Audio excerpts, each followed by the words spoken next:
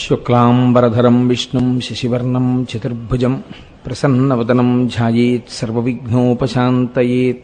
గురుర్బ్రహ్మ గురుర్విష్ణుః గురుర్దేవో మహేశ్వరః గురుః సాక్షాత్ పరబ్రహ్మ తస్మై శ్రీగురవే నమః. వ్యాసాయ విష్ణురూపాయ వ్యాసరూపాయ విష్ణవే నమో వై బ్రహ్మనిధయే వాసిష్ఠాయ నమో నమః. కూజంతం రామ రామేతి మధురం మధురాక్షరం ఆరుహ్య కవితాశాఖాం వందే వాల్మీకికోకిలం. శ్రుతిస్మృతిపురాణానాం ఆలయం కరుణాలయం నమామి భగవత్పాదశంకరం లోకశంకరం. వాగర్ధావివ సంపృక్తౌ వాగర్ధప్రతిపత్తయే జగతః పితరౌ వందే పార్వతీపరమేశ్వరౌ.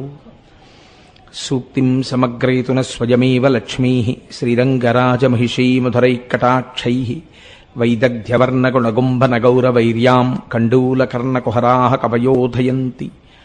హైమోర్ధ్వపుండ్రమజహన్మకుటం సునాసం మందస్మితం మకరకుండలచారుగండం బింబాధరం బహుళదీర్ఘకృపాకటాక్షం శ్రీవేంకటేశముఖమాత్మని సన్నిధత్తాం.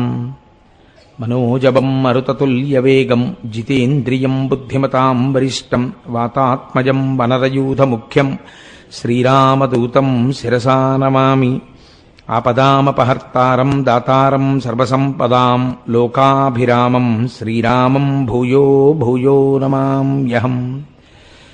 సింధూరారుణ విగ్రహాం త్రినయనాం మాణిక్యమౌళిస్ఫురత్తారానాయకశేఖరాం స్మితముఖీం ఆపీనవక్షౌరుహాం పాణిభ్యాం అళిపూర్ణరత్నచషకం రక్తోత్పలం బిభ్రతీం సౌమ్యాం రత్నఘటస్థరక్తచరణాం ధ్యాయేత్ పరేదంబికాం.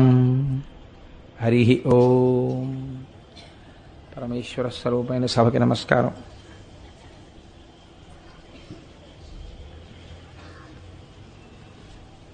ప్రదోష వేళలో శివాష్టోత్తరంతో ప్రారంభం చేద్దాం. ధవళవపుషమిందోర్మండలే సన్నివిష్టం భుజగవలయహారం భస్మదిగ్ధాంగమీశం మృగయ పరశుపాణిం చారుచంద్రార్ధమౌళిం హృదయకమలమధ్యే సంతతం చింతయామి. శివో మహేశ్వరః శంభుః పినాకీ శశిశేఖరః వామదేవో విరూపాక్షః కపర్దీ నీలలోహితః శంకరః శూలపాణిశ్చ ఖట్వాంగీ విష్ణువల్లభః సిపి విష్టోంబికానాథः శ్రీకంఠో భక్తవత్సలः భవః శర్వస్త్రిలోకేశः శితికంఠः శివాప్రియः ఉగ్రః కపాలీ కామారీ అంధకాసురసూదనः గంగాధరో లలాటాక్ష కాలకాల కృపానిధిః భీమ పరశుహస్తశ్చ మృగపాణిర్జటాధరః కైలాసవాసీ కవచీ కఠోరస్త్రిపురాంతకః వృషాంకో వృషభారూఢో భస్మోద్ధూళిత విగ్రహః సామప్రియః సర్వమయస్త్రయీమూర్తిరనీశ్వరః సర్వజ్ఞః పరమాత్మా చ సోమసూర్యాగ్నిలోచనః హవిర్యజ్ఞమయః సోమః పంచవక్త్రః సదాశివః విశ్వేశ్వరో వీరభద్రో గణనాథ ప్రజాపతిః హిరణ్యరేతా దుర్ధర్షో గిరిశో గిరీశో నఘః భుజంగభూషణో భర్గో గిరిధన్వీ గిరిప్రియః కృత్తివాసాః పురారాతిర్భగవాన్ ప్రమదాధిపః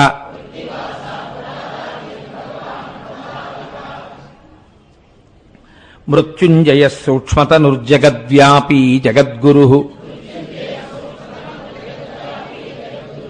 వ్యోమకేశో మహాసేన జనకశ్చారు విక్రమః రుద్రో భూతపతిస్థాణుః అహిర్భూద్న్యో దిగంబరః అష్టమూర్తిరనేకాత్మా సాత్వికः శుద్ధ విగ్రహः శాశ్వతః ఖండపరశుః అజపాశ విమోచకः మృఢ పశుపతిర్దేవో మహాదేవో వ్యయో హరిః పూషదంతభిదవ్యగ్రో దక్షాధ్వరహరోహరః భగనేత్రభిదవ్యక్తః సహస్రాక్షः సహస్రపాత్ అపవర్గప్రదోనంతః స్తారకః పరమేశ్వరః ఏవం శ్రీశంభుదేవస్య నామ్నామస్తోత్తరం శతం. శ్రీశివాష్టోత్తరశతనామస్తోత్రం సమాప్తం.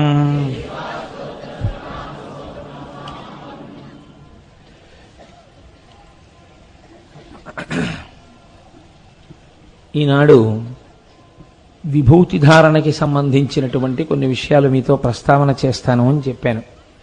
ఇది శివమహాపురాణాంతర్గతమైనటువంటి విషయం. మీరు చూడండి, విభూతి ధారణము అన్నది దీని కొరకు చేయవలెను. అంటే పూజ చేసేటప్పుడే మనం ఒక రకమైనటువంటి విధానమునందు సిద్ధమై పూజాగృహమునందు ప్రవేశించవలే.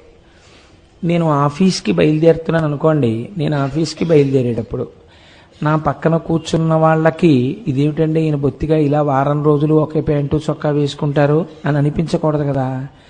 కాబట్టి ఏదో ఉతికి ఇస్త్రీ చేసినటువంటి ఒక ప్యాంటు షర్టు వేసుకుని ఆఫీస్లో నాకు ఇచ్చిన ఉద్యోగం చేయడానికి ఒక పెన్ను జేబులో పెట్టుకుని మార్గ మధ్యంలో ఏదైనా అవసరం పడుతుందేమో అని ఒక 25-50 ఉన్న పర్సు ఒకటి జేబులో పెట్టుకుని ఓ జేబు రుమాలు పెట్టుకుని నేను ఆఫీస్కి వెడతాను కదా. ఇవి లేకుండా నేను ఆఫీస్కి వెళ్ళాను అనుకోండి, ఒకవేళ జేబు రుమాలు మర్చిపోయాను, పెన్ను మర్చిపోయాను, పర్సు మర్చిపోయాను, లేకపోతే ఒకనాడు బీరువా తాళాలు కనపడక గుమ్మిలో మాసి బట్టలు వేసినటువంటి గుమ్మిలోంచే నలిగిపోయిన ప్యాంటు చొక్కా వేసుకుని వెళ్ళవలసి వచ్చింది.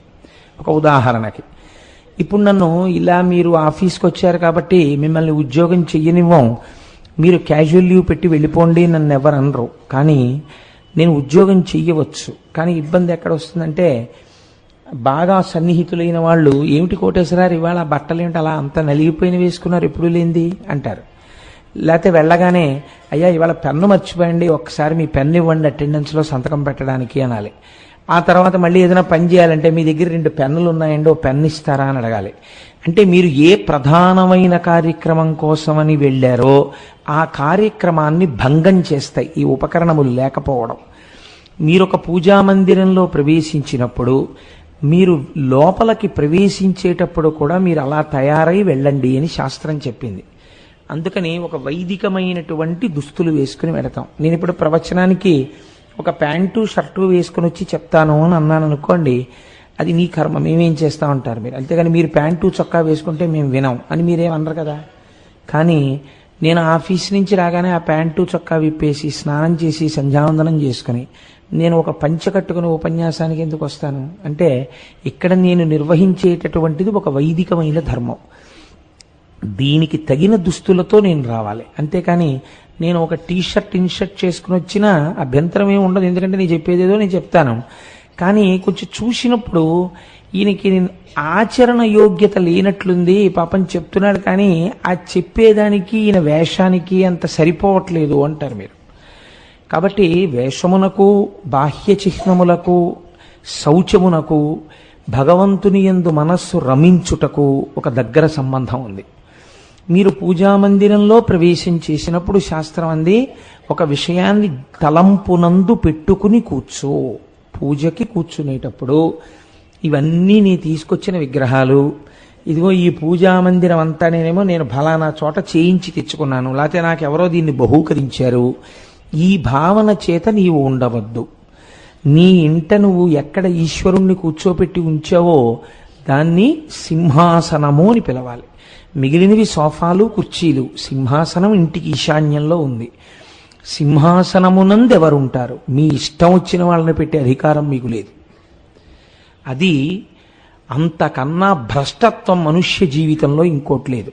మీకెవరో నచ్చారని తీసుకొచ్చి సింహాసనంలో పెట్టి పూజ చేస్తానంటే వాళ్ళని ఆచార భ్రష్టుడు అని పిలుస్తుంది శాస్త్రం. అలా తొలగించినటువంటి ఫలితం తర్వాత తరాల మీద పడిపోతుంది. వెళ్ళి మీ ఇష్టం వచ్చినట్టు మీరు పూజ చేయడానికి వీలుండదు. మీ ఇంటికి పూర్వాచారంగా మొట్టమొదటి నుంచి వంశంలో సంప్రదాయపరంగా సింహాసనమునందు కులదేవతగా ఎవరున్నారో వారిని మాత్రమే అర్చన చెయ్యాలి. మిగిలిన ఎవరైనా సరే వారికి పరివార దేవతలు అవుతారు. లేదా వీరందరి అనుగ్రహంతో నేను వారిని చేరుతున్నాను అనాలి. అథవా వారే వీరి స్వరూపంలో ఉన్నారనాలి. అప్పుడు మీకు అభేద భావన వస్తుంది. ఉదాహరణకి రేపు శనివారం నాకు కాసేపు విష్ణు సహస్రనామ స్తోత్రం చదువుకుని వెంకటేశ్వర సుప్రభాతంతో నా పూజ ప్రారంభం చెయ్యాలి అని నేను అనుకున్నాను అనుకోండి. అప్పుడు నేను ఏమంటానంటే, ఈశ్వర, ఒక ఉదాహరణకి చెప్తున్నాను, మాకు పరంపరాగతంగా మా సింహాసనంలో పార్వతీ పరమేశ్వరులు ఉన్నారనుకోండి. అప్పుడు నాకు ఇష్టదైవము వెంకటేశ్వరుడైతే నేను వాళ్ళని తీసేసి వెంకటేశ్వర స్వరూపాన్ని పెట్టకూడదు. తప్పది. అలా మర్యాద తప్పించకూడదు. మీరు ఏం చేయాలంటే పార్వతీ పరమేశ్వరులను ఉంచుకుని చక్కగా ఒక వెంకటేశ్వరమూర్తిని కూడా పూజామందిరంలో పెట్టుకుని ఈ వెంకటేశ్వరుడు ఈ పరమేశ్వరుడు అభేదము, వీరిద్దరొక్కటే. ఈశ్వర, మిమ్మల్ని నేను ఇవాళ వెంకటేశ్వరుడిగా స్తోత్రం చేస్తున్నాను అని మీరు చెయ్యాలి. అప్పుడు అభేద భావనము అలవాటు అవుతుంది. తప్ప ఇది తీసేసి ఇంకోటి ఏదో పెట్టేస్తానంటే అది మర్యాద కాదు. అలా చెయ్యకూడదు కూడా పూజ. అది చాలా పెద్ద తప్పు శాస్త్రమనందు. అలా మీకు మార్చే అధికారం మీకు లేదు. అలాగే ఆడపిల్ల పుట్టింటి యందు ఎవరినైనా పూజ చేసి ఉండవచ్చు. కానీ అత్తవారింటికి వెళ్ళిన తర్వాత అత్తవారింటి కులదైవం ఎవరో ఆ కులదేవతారాధనము కొరకు కావలసిన సామాగ్రిని సిద్ధం చేస్తుంది. ఆడపిల్లకైతే అసలు తేలికండి జీవితోద్ధరణం. పూజకి ముందైతే మంచి భర్త రావాలని ఈశ్వరుని ఆరాధన చేస్తుంది. పూజ ఆ అమ్మాయికి పెళ్లి అయిపోయిన తర్వాత ఇంకా భర్త పరమేశ్వరుడు. అందుకే ఆడదానికి ఉన్న పుణ్యం పురుషుడికి ఉండదు ఖాతాలో. భర్తగారు సంధ్యావందనం చేసుకుని పూజ చేసుకుంటుంటే ఆవిడ టిఫిన్ చేసింది, ఆయన వచ్చి కూర్చుని టిఫిన్ తిన్నాడు. ఆయన ఎలా కూర్చుని తిన్నా ఆవిడకి అనవసరం, ఆవిడ టిఫిన్ చేసి పెట్టింది. ఈశ్వరుడికి పొద్దున్న ప్రాతకాల నివేదనం చేసిన ఫలితం ఆవిడ ఖాతాలో వేస్తారు. ఆవిడ మధ్యాహ్నం భోజనం వండి పెట్టింది, ఈశ్వరుడికి మహానైవేద్యం పెట్టిన ఫలితం ఆవిడ ఖాతాలో వేస్తారు. ఈయన మహానైవేద్యం పెట్టకుండా తిన్నాడు, ఈయన భ్రష్టుడు అని ఈయన ఖాతాలో వేస్తారు. ఈయన మహానైవేద్యం పెట్టాడు, ఇందులో సగం ఆవిడ ఖాతాలో వేస్తారు. మళ్ళీ అదో చిత్రం. అందుకే యోగ్యుడైన భర్త దొరికినటువంటి స్త్రీ జీవిత చరమాంకమునందు, అంటే శరీరం పడిపోయిన తర్వాత ఈయన కన్నా పుణ్యం ఆవిడ ఖాతాలో ఎక్కువ ఉంటుంది. కాబట్టి ఇప్పుడు మీరు లోపలికి వెళ్ళినప్పుడు ఒక భావన చెయ్యవలెను. సింహాసనమునందు ఏమా భావన? శం నిత్య సుఖమానందం ఇకార పురుష స్మృత వకార శక్తిరమృతం మేళనం శివ ఉచ్యతే. మనం శివ మహాపురాణం మాట్లాడుతున్నాం కాబట్టి శివశబ్దం గురించి మాట్లాడుతోంది శాస్త్రం.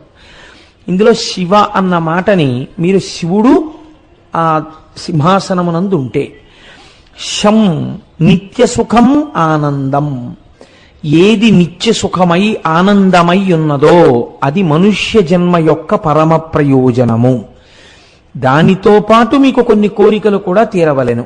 ఎందుకంటే మీరు గృహస్థాశ్రమమునందున్నారు కనుక. ఇకారః పురుష స్మృతః, కూర్చుని ఆరాధన చేస్తున్న వాడికి కావలసినటువంటి సమస్త కోర్కెలను తన సంకల్పమాత్రం చేత తీర్చగలిగినటువంటి సమస్త లోకాధీశుడైనటువంటి సృష్టికర్త, స్థితికర్త, ప్రళయకర్త ఏకరూపమును దాల్చి సాకారుడై ఇవాళ ఈ సింహాసనమునందు కూర్చుని ఉన్నాడు. వాడిని అర్చించుటకో నా శక్తి చాలదు. కానీ నేను ఒక్క 2 పుష్పములను ఆయన పాదముల మీద ఉంచితే ఆయన దయాళువు, కరుణా సముద్రుడు, ప్రీతి చెందుతాడు. ప్రీతి చెందితే ఏం చేస్తాడు? వకార శక్తిరమృతం, ఆయన శక్తి అమృతము, అది తరగదు. ఇవాళ మా ఇంట్లో నాకేదో సుఖాన్ని ఇస్తే ఇవాళ కోటేశ్వరరావుకి ఇచ్చాను, రేపు మీకు ఇస్తానండి, ఇవాళ ఆయనకి ఇచ్చాను కదా మీకు ఇవ్వడం కుదరదా అనవలసిన అవసరం ఆయనకి లేదు. ఏకకాలమునందు కొన్ని కోట్ల మంది కోర్కెలను ఆయన తీర్చగలడు. కాబట్టి వకారః శక్తిరమృతం మేళనం శివ ఉచ్యతే. ఇలా అనంతమైన శక్తి స్వరూపుడై కోరుకున్న వాళ్ళ కోర్కెల్ని ఏకకాలమునందు ఇంతమంది కోర్కెలు తెలుసుకుని తీర్చగలిగినటువంటి సమర్థతతో కూడి ఉన్న ప్రభువునకు శివ అని పేరు. కాబట్టి ఆయన మంగళములను చేస్తాడు, శోభనం చేస్తాడు, శుభం చేస్తాడు. పూజ చెయ్యవలసిన అవసరం అసలు ఎందుకు వస్తుంది గృహస్థుకి?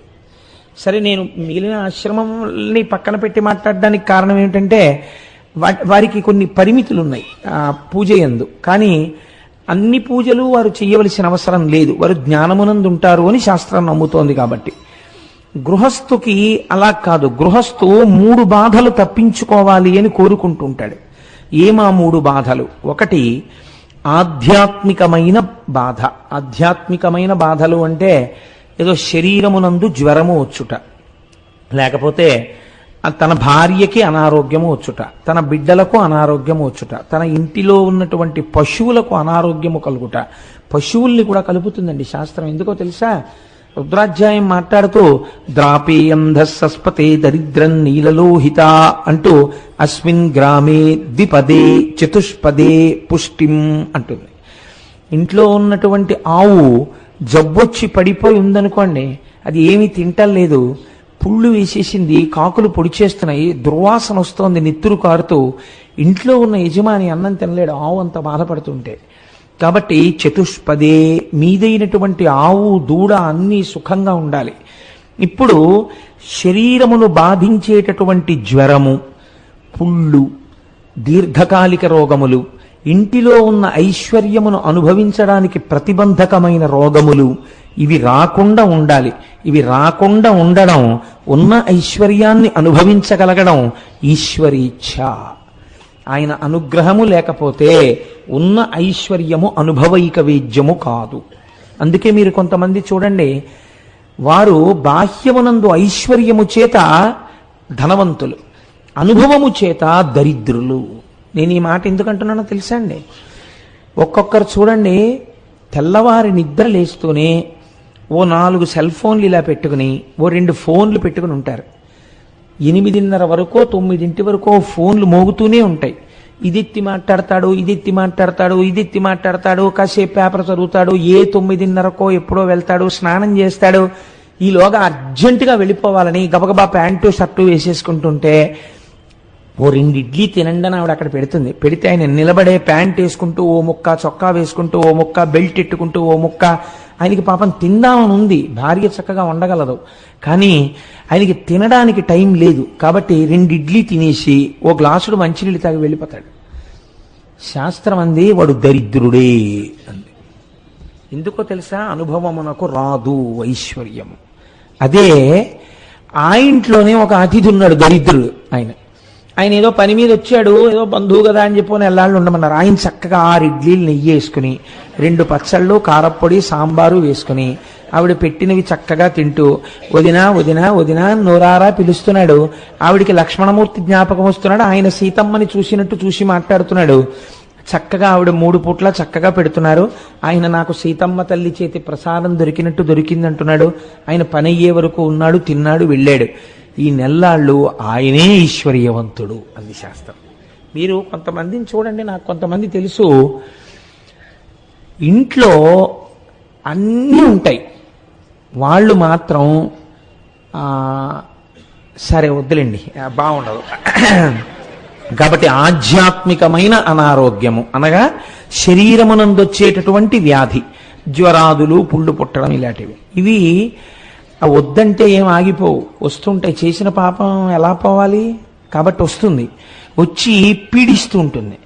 కానీ ఆ శాస్త్రం ఒక పెద్ద మినహాయింపు ఇచ్చింది. ఏమా మినహాయింపు అంటే, మూలఘాతి కాని పాపం ఉంటుంది. అంటే అది పడగొట్టేది శరీరాన్ని. శరీరంలో అనారోగ్యం ఉంటుంది, కానీ ఆయన ఆ ఇంట్లో ఉండగలడు, చక్కగా తిరుగుతూ ఉండగలడు, చక్కగా పూజ చేసుకోగలడు, 10 మందితో మాట్లాడుతూ ఉండగలడు. కానీ కొన్ని ఆయన చేయడానికి భయపడుతుంటాడు. ఆయనకి ఉంటుంది మనస్సులో, ఇంత చక్కగా ఆవకాయ అన్నం తిందామని, బీపీ ఉంది, తిన్నామంటే రీడింగ్ పెరిగిపోతుందంటారు డాక్టర్ గారు. కాబట్టి పాపం పిల్లలు తింటుంటే చూసి ఒక్క ముద్ద పెట్టు నాకు చాలని చెప్పి చేతిలో ఒక్క ముద్ద పెట్టించుకుని ఆ ముద్ద తిని, బాబు ఆ సాయిబాబా గుడిలో కావాలంటే రేపు నేను సాంబ్రాణి స్టిక్స్ కొని ప్యాకెట్ ఒకటి తెచ్చి పెడతాను, ఈ అగరత్తులు వెలిగించకండాయా బాబు. కాబట్టి ఆ మనం అక్కడికి తీసుకొచ్చినప్పుడు భగవంతుని రోలకి భావతంత్రులు తెగిపోతాయి. తెగిపోతే వచ్చే ప్రమాదం ఇదే. అది ఆ ధార అలా వెళ్ళిపోవాలి తప్ప ఆ ధార మధ్యలో తెగిపోయిందంటే వస్తున్నటువంటి ఆ ధార పక్కకి వెళ్ళిపోతుంది. కాబట్టి ఆధ్యాత్మికమైనటువంటి అనారోగ్యము, అది కూడా ఆ మహాపాపం ఒకటి ఉందనుకోండి, మహాపాపము పుణ్యము రెండు ఉంటే ఏకకాలమునందు అనుభవిస్తాడు. ఎలా అనుభవిస్తాడు అంటే, ఒక బీపీ ఉంది కానీ మూలఘాతి కాదు, మంచాన పడిపోడు, శరీరానికి ఏం ప్రమాదం వచ్చేసేది, హాయిగా చక్కగా ఉంటాడు, తిరుగుతూ ఉంటాడు. కానీ కొన్ని తినడానికి వీలుండదు, మూలఘాతి కాకుండా తిరుగుతూ ఉంటాడు. దీనిని శాస్త్రం అంటుంది ఆధ్యాత్మికమైనటువంటి ఇబ్బంది. రెండవది ఆదిభౌతికమైన ఇబ్బంది. ఆదిభౌతికం అంటే ఇంట్లో ఏవో కొన్ని మంచి మంచి వస్తువులు ఉన్నాయి, దొంగ ఎత్తుకుపోయాడు. ఇప్పుడు దొంగ తనకి రోజు అవసరమైనటువంటి ఒక హీరో హోండా మోటార్ సైకిల్ని ఎత్తుకుపోయాడు. ఎత్తుకుపోతే ఆదిభౌతికమైన కష్టం వచ్చిందా లేదా? వచ్చింది. కానీ తీసుకోగలిగినటువంటి సంస్కార బలం ఎలా ఉంటుందంటే, వాహనమును తీయడమా వాహిని తీసేయడమా అన్న స్థితి వస్తే ఈశ్వరుడికి ఒక్కొక్కసారి ఏం చేస్తాడంటే, వాహిని బ్రతికించి, అంటే వాహనం మీద తిరిగేవాడిని బ్రతికించి వాహనాన్ని తీసేస్తాడు. అలా కూడా ఉంటుంది గమ్మత్తు. ఎందుకంటే వాహనం వాహిని నిరూపిస్తుంది. ఇప్పుడు అక్కడ 50 కారు కనపడింది అనుకోండి, కారు దొరగారిది, కానీ ఆ కారు అక్కడ కనపడితే కోటేశ్వరరావు వచ్చేసారంటారు కదండి. కాబట్టి ఆ కారుకి కోటేశ్వరరావు గారికి దొరగారికి ఒక అవినాభావ సంబంధం ఉంది. దొరగారు సభలో కనపడ్డారనుకోండి, కోటేశ్వరరావు కూడా వచ్చేసి ఉంటారు. ఎందుకంటే దొరగారు వచ్చారంటే కోటేశ్వరరావు వస్తారు, ఇద్దరు కలిసే వస్తారు. దొరగారు వెళ్ళిపోయారంటే కోటేశ్వరరావు వెళ్ళిపోయారు. సాధారణంగా అలా దొరగారు వెళ్ళిపోయి కోటేశ్వరరావు ఉండడం, దొరగారు వచ్చి కోటేశ్వరరావు రాకపోవడం ఉండవు కదా, ఎప్పుడో ఏదో అసాధారణ పరిస్థితులలో తప్ప. కాబట్టి వస్తువులు వెళ్ళిపోవుట అంటే దొంగతనము చేయబడుట, ఇది కూడా బాధే కదండి. మాకు జ్వరం రాకపోతే పోయింది కానండి, ఎత్తుకుపోతే ఎత్తుకుపోయాడు పోన్లు ఎదురు అని చెప్పి ఊరుకుంటారేంటి? ఓ మోటార్ సైకిల్ పోతే ఎంత బాధగా ఉంటుంది. 50,000 రూపాయల మోటార్ సైకిల్ దిక్కుమాలండి, అది ఎత్తుకుపోవాలా అని చాలా బాధపడతాం. అంటే వస్తువులు పోవుట, దీని వలన ఆది భౌతిక దుఃఖము అని పిలుస్తారు. మూడవది ఆది దైవిక దుఃఖములు. ఇవి మీరు మీ సమస్త శక్తులను ఒడ్డి ఆపలేనివి. ఇవి వస్తే ఒకరిని ఇద్దరిని బాధించవు.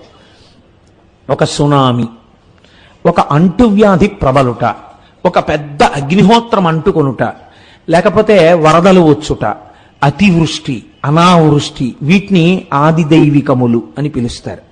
ఈ మూడు కూడా ఈశ్వరానుగ్రహము లోపించడం చేత పూర్తి స్థాయిలో అనుభవింపబడతాయి. మీరు ఈ మాటను చాలా జాగ్రత్తగా పట్టుకోండి. పూర్తి స్థాయిలో అనుభవింపబడుట అంటే ఈశ్వర భక్తి లేదనుకోండి, భగవంతుని ఎడల భక్తితో లేకపోతే కష్టము ఎంత పూర్తి స్థాయిలో రావాలో అంత పూర్తి స్థాయిలో వస్తుంది. ఈశ్వర భక్తితో ఉన్నాడు, ఆ రోజున కళ్ళ మీద దెబ్బ తగలాలి, కళ్ళ జోడు విరిగిపోతుంది. కాసేపు ఏమైంది, ఒక గంట 2 గంటలో కళ్ళజోడు లేదు, కళ్ళజోడు విరిగిపోయింది. కాబట్టి ఇప్పుడు ఆయన కళ్ళు దేనికి చదువుకోవడానికి పనికిరావు, ఆయన చదవలేడేమీ. సాయంకాలం ఉపన్యాసం ఎలా చెప్పగలను? ఇవాళ కళ్ళజోడు విరిగిపోయింది, ఇంత తొందరగా ఈ కళ్ళజోడు మళ్ళీ రిపేర్ అవుతుందా అని బెంగెట్టుకున్నాడు. ఏమీ చదవడం కుదరట్లేదు, కళ్ళజోడు లేదు. గభాలన ముత్యాల సత్యనారాయణ వచ్చి కళ్ళజోడు బాగు చేయించి పట్టుకొచ్చి, ఇదిగోనండి బాగు చేయించానని ఇచ్చాడు. ఇది ఇవాళ యథార్థంగా జరిగిన సంఘటన. ఇప్పుడు మీరు కళ్ళజోడు పెట్టుకున్నారు, ఏమైంది? మీకు మళ్ళీ కళ్ళు వచ్చాయి. అంటే ఇవాళ మీ కంటి మీద ఏదో దెబ్బ తగలాలి, మీకు చూడ్డంలో ఇబ్బంది రావాలి కొంతసేపు. ఈశ్వరుడు ఏం చేస్తాడంటే, ఆయన అనుగ్రహం ఉంటే, వీడు నన్ను నమ్ముకుని శివమహాపురాణం చెప్పుకుంటున్నాడు, వీడి కళ్ళకి దెబ్బ తగిలితే ఉపన్యాసము చెప్పగలడా చూసి. కాబట్టి ఏం చేస్తాడు, కంటి వెంట నీరు కారుతూ చూడలేక చెప్పలేని స్థితి నుంచి గట్టెక్కించి ఒక 2 గంటల సేపు కళ్ళజోడు లేకుండా చేస్తాడు. ఇప్పుడు ఏమవుతుంది? ఓ 2 గంటలు మీకు పుస్తకం ఉండదు, కళ్ళజోడు లేదు ఎలా, కళ్ళజోడు లేదు ఎలా, కళ్ళజోడు లేదు ఎలా అని కళ్ళకే దెబ్బ తగిలితే ఎంత బాధపడాలో కళ్ళకి ఉపకరణమైన కళ్ళజోడు లేక అంత బాధపడతారు. తగ్గిపోయిందా లేదా దాని ప్రమాదం? తగ్గిపోతుంది. ఈశ్వరానుగ్రహం మిమ్మల్ని రక్షించేస్తుంది. ఇప్పుడు చెప్పండి, ఈ 3 కారణముల కొరకు మీరు పూజ చేయవలెనా, చేయనవసరము లేదా? చేసి తీరాలి. మీకేం తెలుసు? మీకు ఎట్నుంచి వస్తోందో దుఃఖం మీకు తెలియక్కర్లేదు, దుఃఖం మీకే రావక్కర్లేదు. మిమ్మల్ని బాగా ఆశ్రయించిన వారికి వచ్చిందనుకోండి, ఒక భార్యకో బిడ్డకో పశువుకో వచ్చినా తన మనసు ఖేదపడుతూనే ఉంటుంది కదా.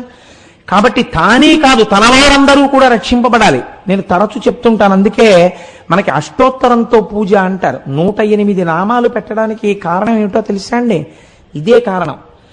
12 రాశులు అని ఉంటాయి మనకి.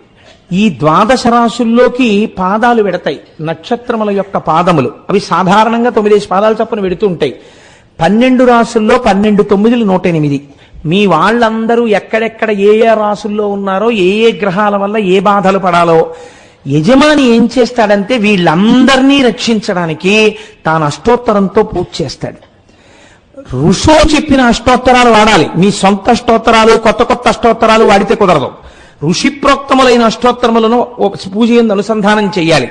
అనుసంధానము చేసి ఋషుల చేత నిర్ణయించబడినటువంటి స్వరూపములను ధ్యాన శ్లోకములతో పూజ చేస్తే ఈ 12 రాశుల యందు ఇబ్బందులు పడి మీరు బాధపడవలసినటువంటి ఇబ్బందిని ఇవి తప్పిస్తాయి. కాబట్టి 108 ఇవ్వడం వెనకాతల ఉండేటటువంటి రహస్యం అది. మీ మనసు ఇంకా రమించింది అనుకోండి, సహస్రం చెప్తారు. అనంతము, ఇంకా నా మనసు రమించిపోతోంది, ఇంక ఇంతకన్నా చెప్పలేనని 1000 నామాలు చెప్తారు. కాబట్టి ఇప్పుడు ఏమైంది? దీని కొరకు పూజ చేయవలెను. శివమహాపురాణం కదండి మనం చెప్పుకుంటున్నాం. అప్పుడు శివుడును సాకారముగా చెయ్యాలా, లింగరూపిగా చెయ్యాలా? మనం అందాక అనుకుందాం లింగరూపముగా చేస్తున్నారని అనుకుందాం. ఎందుకంటే శివుడికి సాకారమైన దేవాలయములు చాలా తక్కువగా ఉంటాయి, శివలింగములుగానే ఉంటాయి. అప్పుడు కామ్యము కొరకు ఒక పూజ చేస్తే లేదా అర్చన చేస్తే కలియుగమునందు ఎటువంటి శివలింగమును ఆరాధన చేయవలే. ప్రత్యేకమైన దీక్షలున్న వాళ్ళని శివ విషయంలో నేను చెప్పట్లేదు శంకరం గారు, నేను సామాన్యమైన విషయంలో చెప్తున్నాను. కృతే రత్నమయం లింగం, కృతయుగంలో అయితే రత్నము చేత తయారు చేయబడినటువంటి లింగమును ఆరాధన చేసేవారు. త్రేతాయాం హేమ సంభవం, త్రేతాయుగంలో అయితే బంగారముతో చేయబడినటువంటి శివలింగాన్ని ఆరాధన చేశారు. ద్వాపరే పారదం శ్రేష్టం, ద్వాపర యుగంలో పాదరసంతో చేయబడినటువంటి లింగాన్ని చేసేవారు. ఇప్పుడుకి మీరు త్రివేణి సంగమం దగ్గరికి వెడితే అలహాబాద్ బ్రహ్మాండమైన పాదరసలింగం దేవాలయం ఉంటుంది, చూసి తీరాలి నిజంగా, ఇంకెంత వెళ్ళిపోతాంగా. పార్థివంతు కలౌయుగే, కలియుగంలో అయితే పార్థివలింగాన్ని ఆరాధన చెయ్యాలి. అంటే మట్టితో చేయబడినటువంటి శివలింగాన్ని ఆరాధన చెయ్యవలే. ఈ ఆరాధన చేసేటప్పుడు శాస్త్రం అంది, మీకు ఇందాక చెప్పానే ఆఫీస్కి వెళ్ళేవాడు ఎలా పెడతాడో అలా మీకు ఇక్కడ శౌచముతో పూజామందిర ప్రవేశము జరిగి మీ మనస్సు బాగా నిలబడుట కొరకు వినా భస్మ త్రిపుండ్రేణ, వినా రుద్రాక్షమాలయ, వినా బిల్వపత్రం వినానైవ పూజయేచ్చం కరంబుధ. ఈ 3 లేకుండా పూజ జరగకుండా సాధ్యమైనంత మటుకు చూసుకో. ఏవి?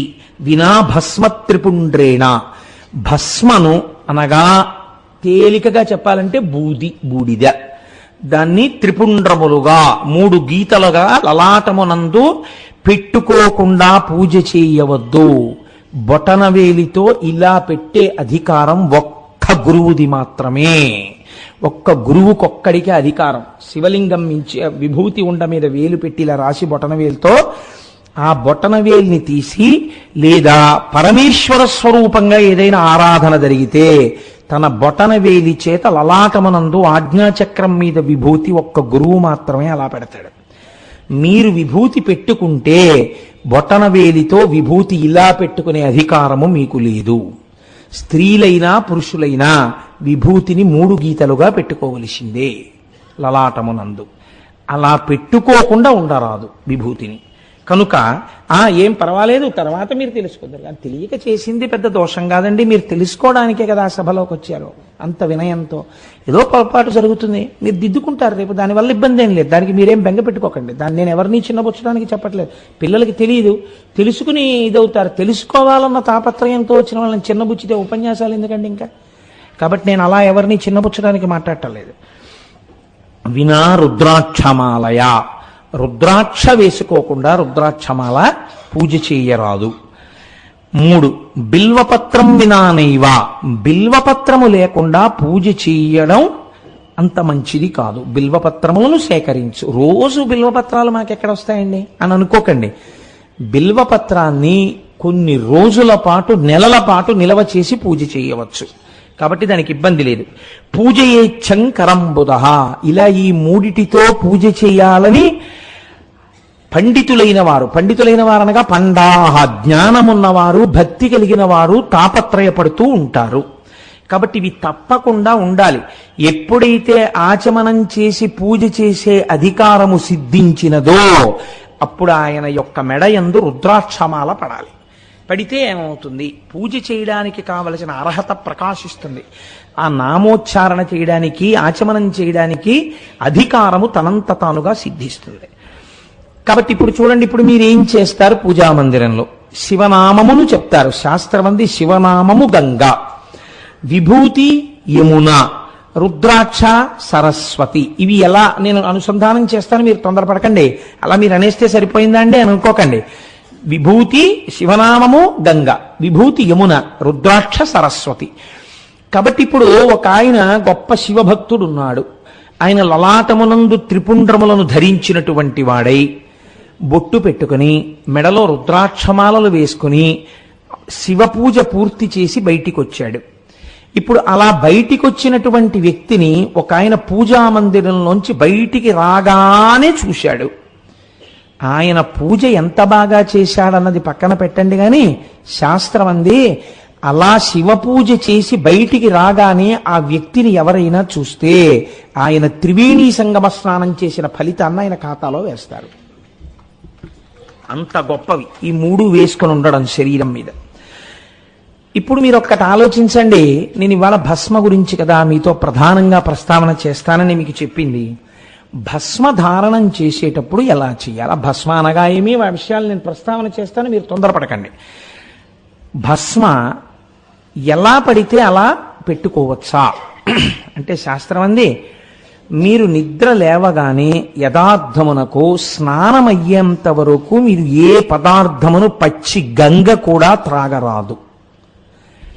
అయితే ఇప్పుడు అవైదికం అయిపోయి రకరకాలు వచ్చాయనుకోండి, అసలు అలా ముట్టుకోకూడదు, తాగకూడదు. ఒకవేళ తాగితే ఆ ఫలితం ఎలా, ఆ పాపం ఎలా పోతుంది? ఎందుకు తాగితే అని ఇస్తారో తెలుసా అండి?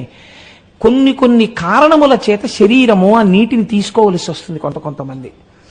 అలా తీసుకుంటే ఆ పాపం ఎలా పోతుంది అని అడిగారు. గాయత్రి చేత సాధ్యమైనంత తొందరగా అన్నారు. అంటే ఏదో ఒకటి స్నానం చేయకుండా తాగిన వాడు వెంటనే స్నానం చేసేసి పూజామందిరంలోకి వెళ్ళి సంధ్యావందనం చేసి గాయత్రి చేసుకోవాలి.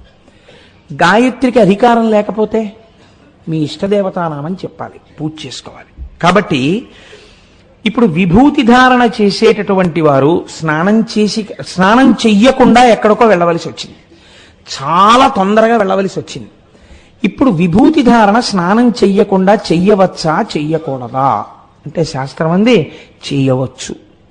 ఎలా చేయవచ్చు అంటే పొడి విభూతిని తీసుకుని లలాటమునందు ధరించవచ్చు. ఈ పొడి విభూతిని పెట్టుకుని వెళ్ళడం వెనకాతల రహస్యం ఏమిటో తెలుసా అండి? స్నానం చెయ్యలేదు శరీరం, కాబట్టి దీని అశౌచంతో ఉంటుంది. స్నానము చెయ్యనంతసేపు శరీరానికి అశౌచం ఉంటుంది. అశౌచంతో ఉన్నటువంటి శరీరం తొందరగా వ్యగ్రత కలిగినటువంటి ప్రాణుల చేత ఆవహింపబడుతుంది. అలా కాకుండా ఉండాలంటే రక్షణ హేతు ఉండాలి. అందుకని విభూతి పెట్టుకోవాలి. మీరు ఒకటి బాగా జ్ఞాపకం పెట్టుకోండి, చాలా మందికి ఒక దురభిప్రాయం ఉంటుంది, విభూతి పెట్టుకున్న వాళ్ళందరూ శైవులు అని. కాదు, విభూతి పెట్టుకున్న వాళ్ళందరూ శైవులు కారు. విభూతి వేదప్రోక్తముగా చెప్పబడినటువంటి విషయము. కాబట్టి శంకర భగవత్పాదులు శైవుల? శంకర భగవత్పాదులు షణ్మత స్థాపనాచార్యులు. ఆయన కన్నా విష్ణుభక్తుడు ఎవరూ ఉండడు. అంతటి విష్ణుభక్తులు శంకరాచార్యులు వారు. సరస్వతీదేవి అడిగింది, నువ్వు రాయవరయ్యా విష్ణు సహస్రానికి భాష్యం అని. ఆయన భాష్యకర్త. ఆయన జీవిత ప్రారంభమే లక్ష్మీదేవి మీద కనకధారా స్తోత్రంతో ప్రారంభం. లక్ష్మీదేవి ప్రత్యక్షమై మాట్లాడింది ఆయనతో. అటువంటి శంకరాచార్యులు వారు విభూతి పెట్టుకుంటే మీరు ఆయన వైష్ణవుడు అండి, ఆయన కేవల శైవుడండి అని మీరంటే మీరు పొరపాటు చేసినట్టు. విభూతి ధారణము కేవలము శైవులు చేయునది కాదు, విభూతి ధారణము వైదికము. బ్రహ్మమును తెలుసుకోవాలన్నవాడు, కొన్ని ఫలితాలు పొందాలనుకున్నవాడు, ఈశ్వరాభిముఖుడు కావాలనుకున్నవాడు ఎవరైనా భస్మధారణ చేయవచ్చు. స్త్రీలు, పురుషులు, పిల్లలు ఎవరైనా సరే అందరికీ భస్మధారణ చేసే అధికారం ఉన్నది. అందరూ భస్మధారణ చేస్తారు. స్నానం చేయకుండా వెడుతున్నా పొడి విభూతి పెట్టుకుని వెళ్ళవచ్చు. సజల విభూతి పెట్టుకోకూడదు, అంటే తడి విభూతి పెట్టుకోకూడదు. స్నానం చేస్తే పూజ చేసుకునే ముందు విభూతిని గుండ చేసి పొడి చేసి ఎడమ చేతిలో వేసుకుని ఆ పొడి విభూతిని పెట్టుకొనరాదు. దాంట్లో కొద్దిగా 2-3 నీటి చుక్కలు వేసుకోవాలి. నీటి చుక్కలు వేసి ఇప్పుడు ఈ ఎడమ చేతిలో వేసినటువంటి విభూతి మీద కుడి చేతిని మూత పెట్టాలి. మూత పెట్టి ఆ విభూతి చేత మీకు కలిగేటటువంటి గొప్ప మాహాత్మ్యముల గురించి శబ్దశక్తి చేత మీరు దాన్ని అనుసంధానం చెయ్యాలి. ఎలా అనుసంధానం చెయ్యాలి అంటే, భూతిం భూతకరీ పవిత్రజననీ పాపౌఘ విధ్వంసని సర్వోపద్రవనాశిని శుభకరీ సర్వార్థ సంపత్కరీ భూత ప్రేత పిశాచ రాక్షస గణారిష్టాది సంహారిణి తేజోరాజ్య విశేషమోక్షణకరి విభూతి సదాధార్యతాం అని చెప్పాలి. ఇది సమస్త పాపములను పోగొడుతోంది. ఇది నా శరీరమునందు అలది ఉండగా భూత ప్రేత పిశాచ రాక్షస గణములు నా ఇంట ప్రవేశించలేవు. అందుకే ఒక్కొక్క మహాత్ముడు ఇంట్లో తిరుగుతూ ఉంటే ఆయన యొక్క ఆరా, ఆయన యొక్క విభూతి ప్రకాశించినంత మేర ఉగ్రగణాలు ప్రవేశించవు. భూత ప్రేత పిశాచ రాక్షస గణారిష్టాది సంహారిణి తేజోరాజ్య విశేషమోక్షణకరి, తేజస్సును నాకు ప్రసాదించగలిగినది, నాకు విశేషమైన ఐశ్వర్యం ఇయ్యగలిగినది, నాకు మోక్షం ఇయ్యగలిగినది ఈ విభూతి.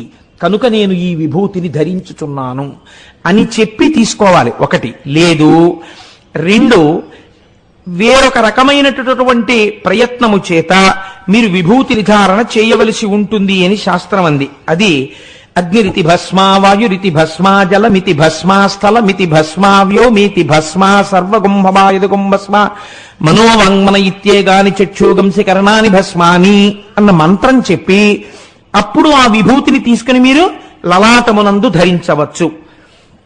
3, బ్రహ్మచారి అయితే సాధ్యమైనంత వరకు ఓం త్రయంబకం యజామహే సుగంధిం పుష్టివర్ధనం ఉర్వారుకమివ బంధనాన్ మృత్యోర్ముక్షీయమామృతాత్ అన్నటువంటి మంత్రం చెప్పి ఆ సజల విభూతిని ధరించవలే. కాదు, ఇవేమీ చేత కాకపోతే చాలా తేలికైనటువంటి మార్గం, కుడి చేతిని ఎడం చెయ్యి మీద వేసి శ్రీకరంచ పవిత్రంచ రోగదోష నివారకం లోకవస్యకరం పుణ్యం భస్మం త్రైలోక్య పావనం అని చెప్పాలి. చెబితే శ్రీకరంచ, దీని ధారణ చేత నాకు ఐశ్వర్యము కలుగుతోంది. పవిత్రంచ, ఇది నన్ను పవిత్రుణ్ణి చేస్తోంది.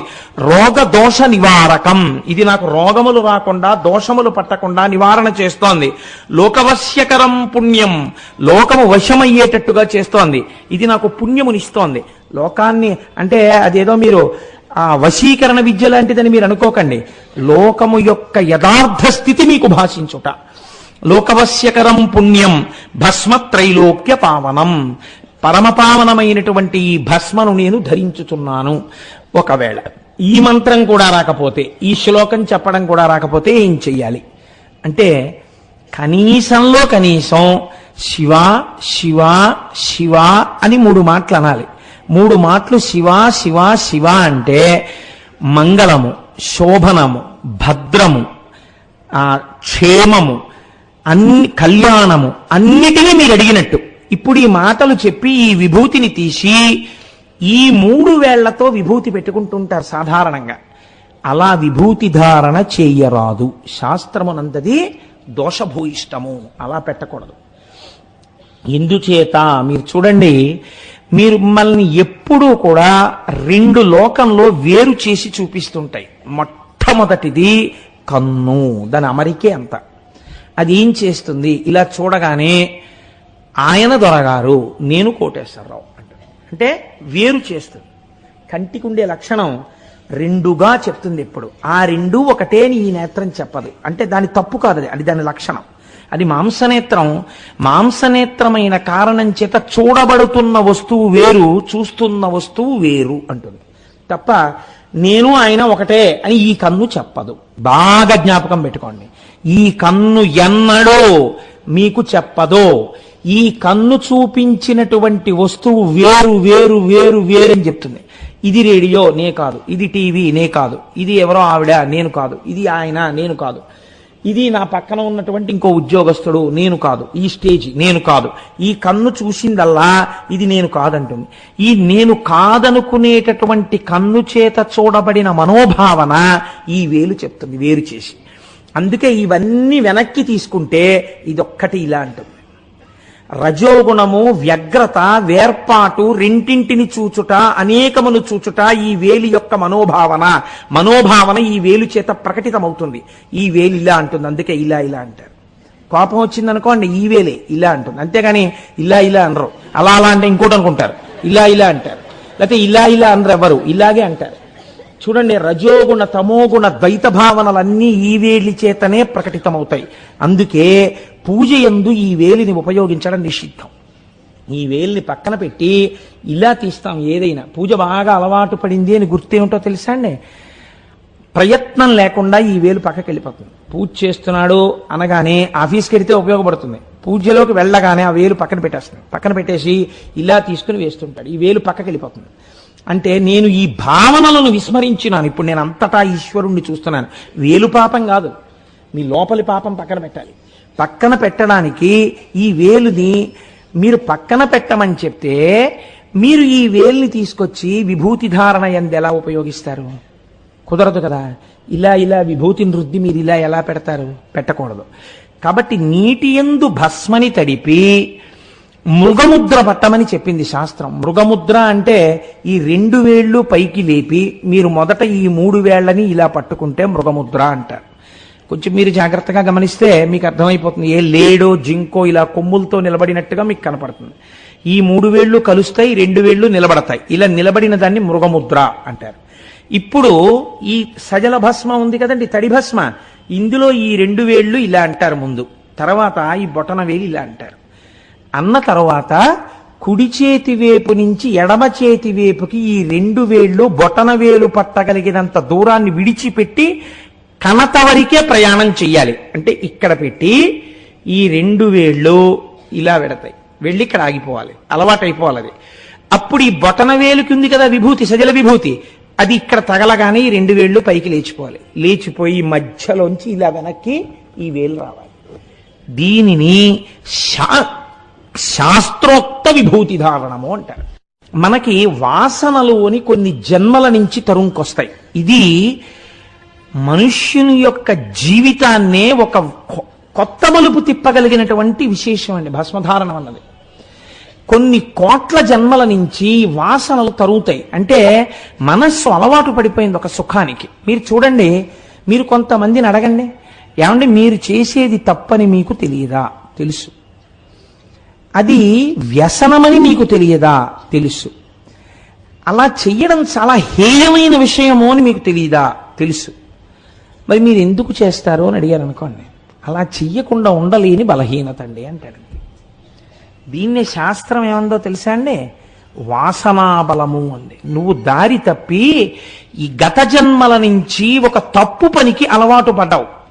అది ఏం చేస్తోందంటే శరీరం వదిలిపెట్టేసిన మనస్సు అదే కాబట్టి జీవుణ్ణి పట్టుకుంది. ఈ వ్యసనం తరుగుతోంది నిన్ను.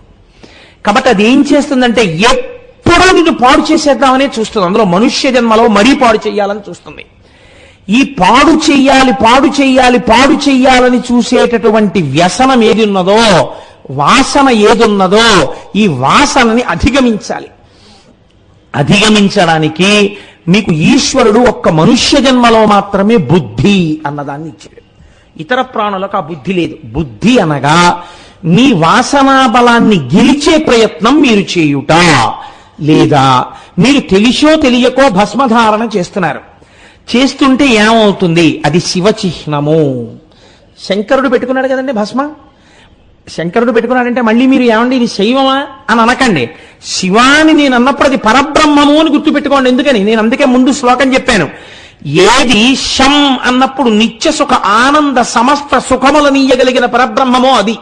ఇప్పుడు ఆ పరబ్రహ్మమునకు భేదము లేదు. అటువంటి పరబ్రహ్మము సాకారముగా కనబడితే విభూతి ధారణ చేసి కనపడుచున్నది. అనేకమంది దేవతా స్వరూపాలు విభూతి ధారణ చేస్తాయి. శాస్త్రము ప్రకారం చాలా మంది దేవతలు విభూతి ధారణ చేసి ఉన్నట్టుగా మీకు తెలుస్తుంది. తర్వాత అనేకమైనటువంటి మార్గములు లోకంలో వచ్చి అనేక రకములైనటువంటి ఆ చిహ్నములను ధరించడం అనేది లోకంలో వచ్చింది. నేను దాన్ని తప్పు పట్టట్లేదు. అది ఎవరు చేసినా ఒక మంచి పనికే చేశారు, ఎవరు చేసినా ఒక తత్వాన్ని చూపించడానికే చేశారు. అందులో దోషం ఉందని కానీ ఇది గొప్ప అది తక్కువ అని కానీ నేను ఎంత మాత్రమూ ప్రతిపాదన చేయడానికి సిద్ధంగా లేను. కాబట్టి చూడండి, ఇప్పుడు ఆ విభూతి ధారణ చేస్తే మీకు ఉన్నటువంటి వాసనాబలమును మీరు గెలవగలిగిన సందర్భాన్ని ఈశ్వరుడిస్తాడు. ఇదే పాపక్షయం అంటే. మీకు నేను ఒక ఉదాహరణ చెప్తాను. ఇంతసేపు నేను నోరు కొట్టుకుని అరిచే కన్నా ఒక ఉదాహరణ చెప్తే మీరు పట్టుకుంటారు. నిన్నటి రోజునో మొన్నటి రోజునో నేను అరుణాచలం గురించి చెప్తూ మీకు అరుణగిరినాథర్ గురించి చెప్పాను. సుబ్రహ్మణ్యేశ్వర స్వామి వారి యొక్క దర్శనాన్ని పొంది ఆయన సుబ్రహ్మణ్యుడి మీద స్తోత్ర రచన చేశారు అని. అరుణగిరినాథర్ జీవితం ఏమిటో తెలుసా అండి? ఆయన ఒక వేశ్యాపుత్రుడు. ఆ వేశ్య ఒక పురుషుడితో భోగించడం వల్ల అరుణగిరినాథర్ పుట్టారు. అదే వేశ్య వేరొక పురుషుడితో భోగించడం వల్ల వేరొక స్త్రీ పుట్టింది. కానీ ఆవిడ వేశ్య కనుక పురుషులు పితృత్వాన్ని అంగీకరించలేదు, భోగించి వెళ్ళిపోయారు. ఈవిడికి మాత్రం 2 పిల్లలు ఉండిపోయారు. కాబట్టి ఇద్దరు పిల్లలు ఈవిడ అమ్మ అని పిలిచేవారు, నాన్నలు వేరు. ఆ విషయం ఆ వేశ్యకి తెలుసు. ఈవిడ మరణిస్తోంది. వేశ్య మరణిస్తూ ఆడపిల్లని పిలిచి ఈ మగపిల్లవాడి చెయ్యి ఆ పిల్ల చేతిలో వేసి ఆవిడ ఒక మాట చెప్పింది. వీడు చిన్న పిల్లవాడు, వీడికి తెలియదు, నీ తండ్రి వీడి తండ్రి ఒకరు కాదు, నా శరీరము 2 పురుషుల చేత భోగింపబడింది. ఆ 2 పురుషుల యొక్క తేజ ఫలితంగా వీడు నీవు నా కడుపున పుట్టారు.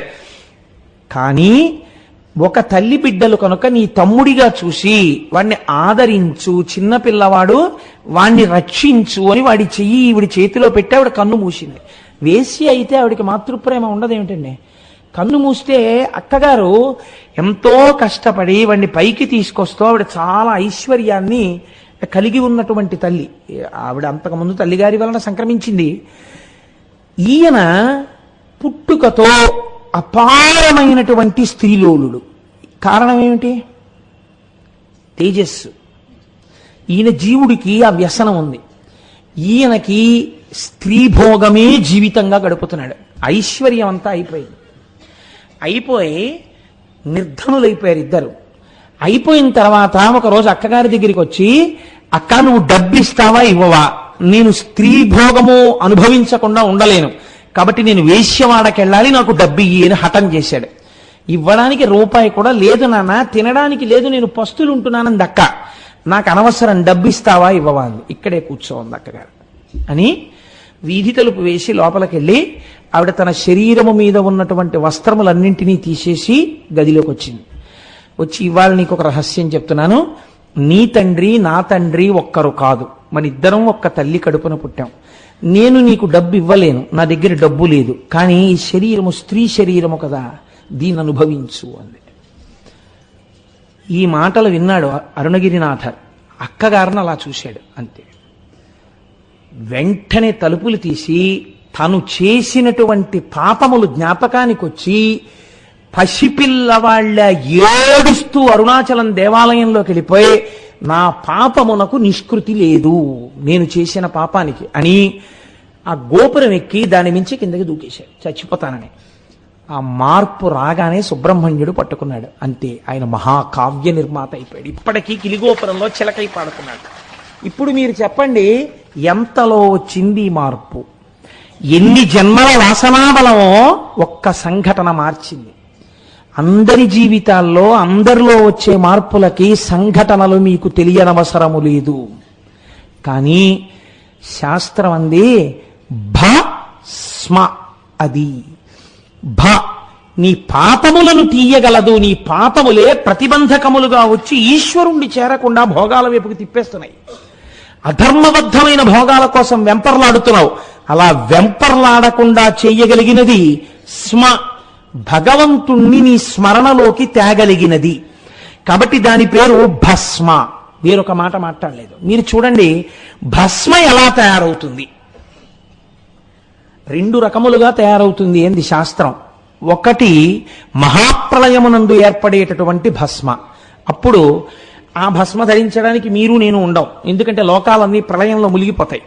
రెండవది లౌకికమైనటువంటి భస్మ. ఈ లౌకికమైన భస్మ తయారు చేసేటప్పుడు ఇప్పుడంటే శుద్ధ ముక్క యొక్క గుండని ఇచ్చేస్తున్నారు. ఆ భావనతో అలంకారం చేసుకున్నా ఈశ్వరుడు కృప చేస్తాడేమో, కానీ యథార్థమునకు ఆవుల పేడ పట్టి జాగ్రత్తగా కాల్చి దాన్ని విభూతిగా తయారు చేస్తే అది ఎంత గట్టిగా ఎంత తేలిగ్గా ఉంటుందో తెలుసా అండి?